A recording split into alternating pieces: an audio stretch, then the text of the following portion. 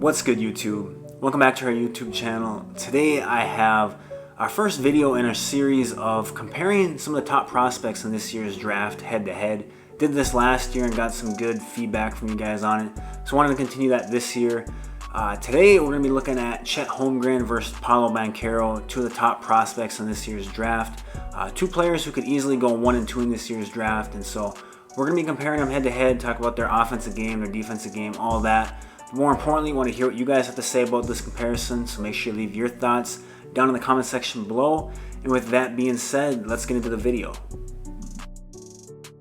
So first, just kind of wanted to compare the two positionally and physically to each other. Starting with Chet Holmgren. Chet is a 7'1", maybe 200, maybe 210 pounds by the time the draft happens, and he's a center. I think Chet is going to be a really interesting case in terms of how he's developed and how his body progresses at the NBA level. He has all the length you want, 7'6" wingspan. He's a really fluid athlete, really moves well for someone who's 7 foot tall, which makes him such a unique prospect. But it's going to be interesting as he gets more time in the league, as he is assumed to put on weight, how he's able to retain a lot of that fluidity that he has. It's going to be really interesting to see how that develops for his career. But right now, physically, he's a project in terms of strength and just needing some time to develop. But he's got all the physical tools you want out of a modern day player. Paolo Banchero, on the other hand, is almost the opposite of Chet Holmgren, as Chet is a project who's going to take some time to develop physically. Paolo, on the other hand, is physically ready for the NBA.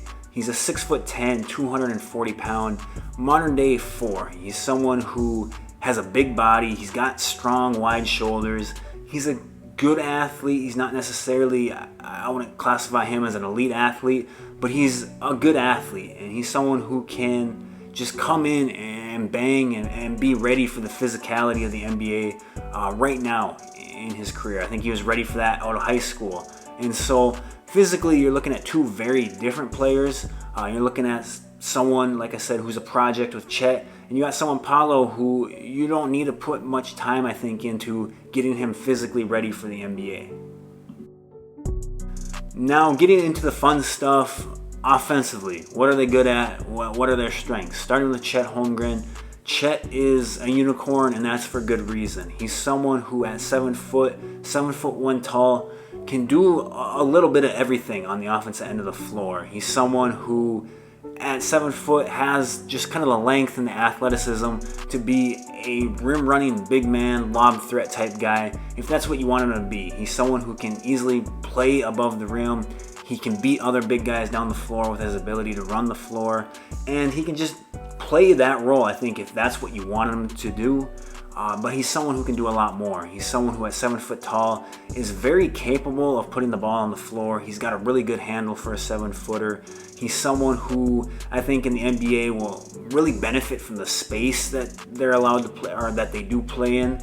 He's someone who in pick and pop situations and can really attack those, and I think he'll be good at attacking closeouts and mismatches in those situations. And then that all kind of flows from his ability to shoot the ball. I would say he's, for a 7-footer, an elite shooter. He's someone who I think is very capable at the NBA level of being a 40% three-point shooter. And so you combine that 7-foot frame, good fluid athlete, he can shoot the ball, he can put the ball on the floor. I think you're looking at someone who offensively doesn't necessarily have a lot of holes in his game, other than physically, right now he can't really play in the post, and at times is maybe a little too passive. Can he be your number 1 go-to option at the NBA level on a really good team? I'm not really sure. Those are question marks about Chet in his offensive game. But in just terms of what you want, I think, out of a player in today's NBA, I think Chet clicks a lot of those boxes. Paolo, to me, is someone offensively who is very ready for today's NBA. He's someone who I think is a safe bet offensively if he's given a role where he can just kind of be the guy at the NBA level. I think, like Chet, I don't think there's a ton of holes in Paolo's game. He's someone who has that big body. He's someone who's capable of playing in the post, but I think if you watched him a lot at Duke, you can see he's very comfortable out on the perimeter and can be someone who could be a 3-level scorer. Like I talked about, is very comfortable in the paint, physically can bang with pretty much everyone, and is just a tough matchup at 6'10", 240 pounds. Like Chet, he's someone who is very capable of putting the ball on the floor. I think he will benefit from the space at the NBA level. He'll be able to, again, attack closeouts, which starts with his ability to shoot the ball. I think he, at the NBA level, will be a very, very solid shooter. Will he maybe be the possible 40% from 3 type guy that I think Chet can be? Maybe not, but I definitely think he is capable of being someone who can shoot in the upper 30s, I would say. I think that's very reasonable for Paolo.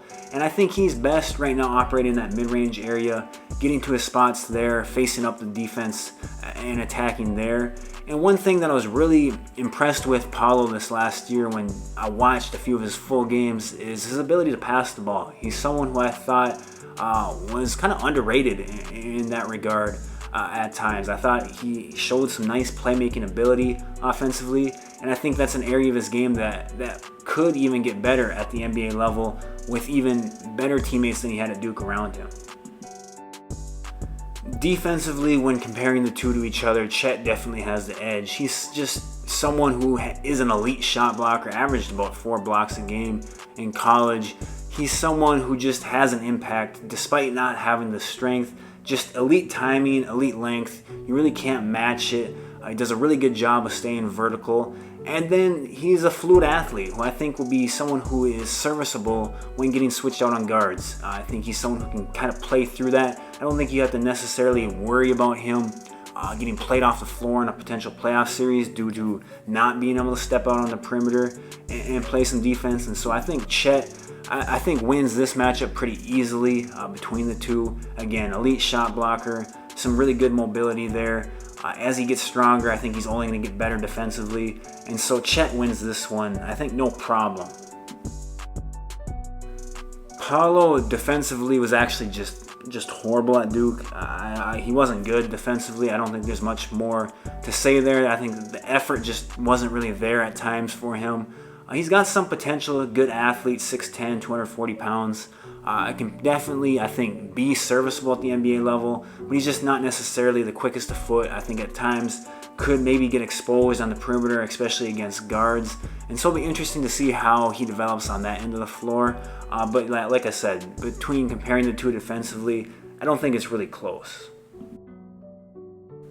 In conclusion, who do I think is the better prospect? I think if I was a team with the number 1 pick and deciding between the two, I think I would simply go with Chet Holmgren. I think he offers a lot more upside between the two. I think that Paolo is a pretty safe pick. I think he's someone who could be a very good NBA player. He's someone who can get you your 18 and 8 a night roughly. I think he's someone who that's a very likely outcome for him, but does he have necessarily the highest upside out of the group or out of these two?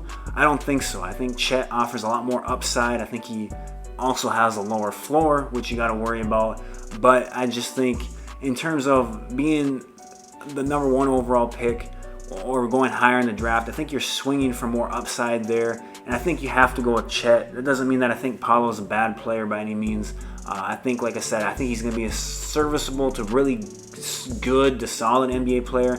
I just don't know if he quite has the same upside as Chet, which is why I would decide to go with Chet number 1 overall.